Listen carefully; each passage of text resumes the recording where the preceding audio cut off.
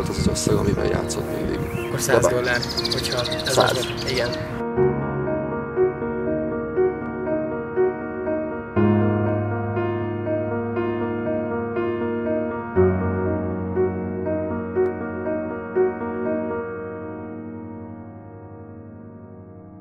Bármikor, amikor szeretnéd, mondd azt, hogy állj.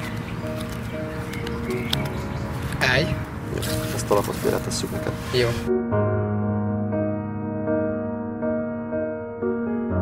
Ugye mondtam, hogy volt egy szerencse zsetonja. Magad felé, hát értelemszerűen, és csak te dobd el. Jó, és ez is egy szabad választás volt, tényleg nem érzed, hogy befolyásolva voltál.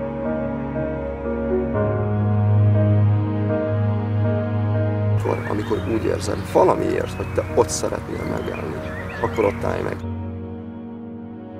Mondhatjuk azt, hogy itt szabad döntéseket hoztál? Igen, végig.